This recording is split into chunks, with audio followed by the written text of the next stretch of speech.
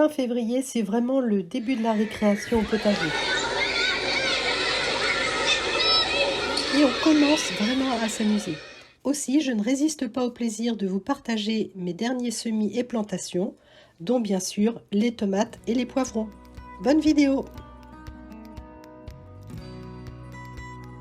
Alors que mon hellebore orientalis planté il y a un an offre ses plus belles fleurs, et bien maintenant je vais repiquer mes laitues Goth jaune d'or que j'ai semées le 3 janvier.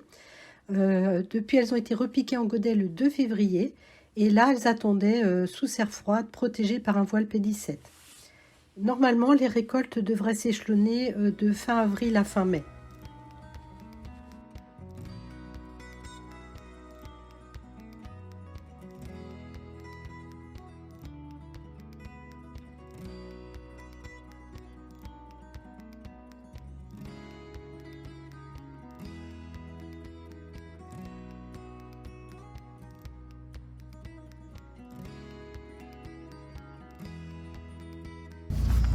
Alors, là on est le 20 février.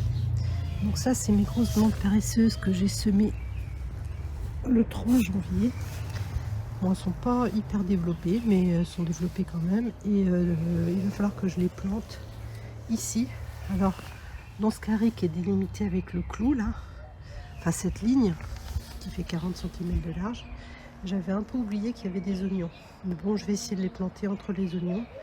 En sachant que la grosse plante paresseuse, elle prend facilement toute la... Si on la laisse bien grossir, elle prend toute la place. Donc je vais faire qu'une seule ligne. Et hop, au passage, je récolte mes dernières belles feuilles de chêne en extérieur.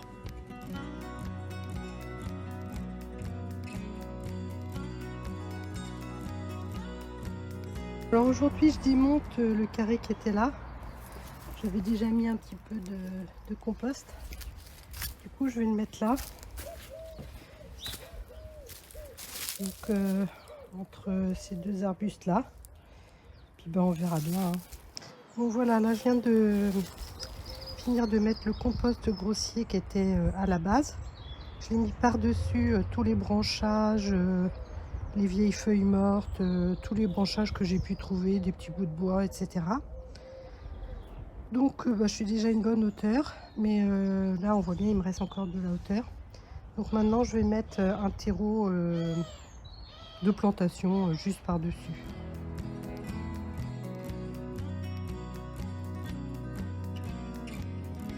Pour celle-ci, je pense que c'est plus facile à voir. Les trois elles prennent. Là aussi. C'est là où on voit bien qu'elle prend. Voilà. Là, il y en a qui prennent aussi. Ici aussi. Là, c'est pareil. Voilà. Là. Là. Bon, ben voilà, c'est en bonne voie, on va dire. Alors le 25 août de l'année dernière, j'avais fait des boutures d'un très joli rosier grimpant vu dans un chemin. Et comme la première bouture se porte bien, eh bien je rempote les deux autres. Alors je précise qu'elles avaient été arrosées régulièrement avec une décoction de feuilles de saule pleureur.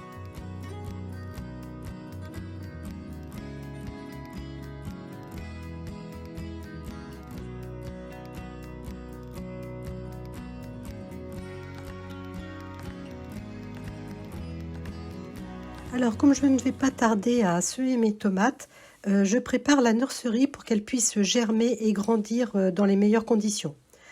Ceci en attendant la plantation en pleine terre mi-avril. Donc comme préconisé par André, j'utilise une cage à lapin posée sur des tréteaux. Je glisse mes 3 barres à LED lumière du jour entre les barreaux. Alors je suis obligée de mettre 2 connecteurs pour relier 2 barres entre elles du fait de leur éloignement. Hein. Alors ce qui est très pratique, c'est de brancher un programmateur.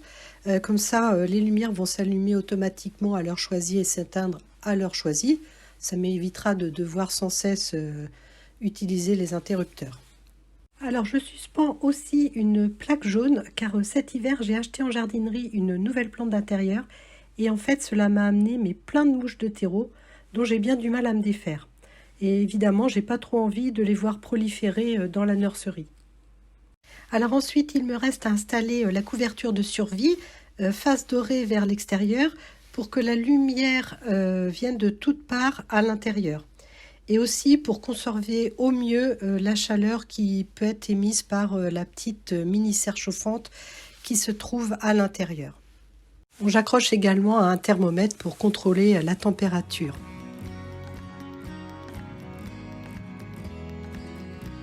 Alors aujourd'hui on est le 22 février 2023 et donc je vais semer mes premières tomates. Donc là, je vous ai préparé pour que vous voyez bien. Donc en fait, ici, on va voir la Lithium Sunset et puis la Narution qui sont des graines maison. Ensuite, on va voir la Black Iceberg et la Yellow Fire qui sont des graines que Dani m'a envoyées.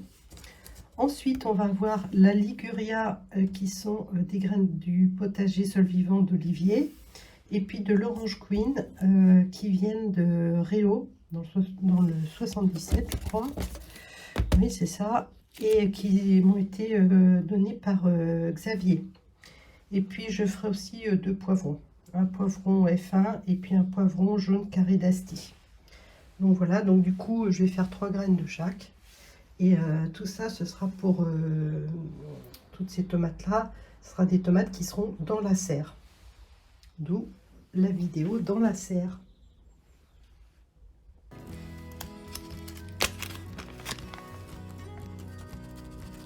Il me faut 3 graines.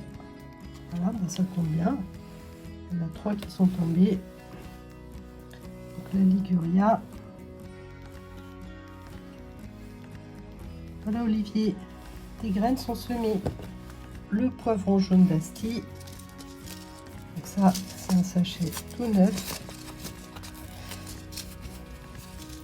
Donc ça, c'est un sachet qui m'a été offert par la SNHF.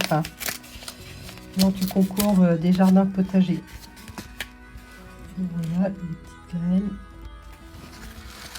Hop, bon, là, il m'en faut 3. C'est marrant parce qu'elles sont jaunes, bien jaunes. Donc, hop, hop, et hop. Alors une fois que ça c'est fait, et je tamise un petit peu de terreau dessus. Voilà, un petit tassage.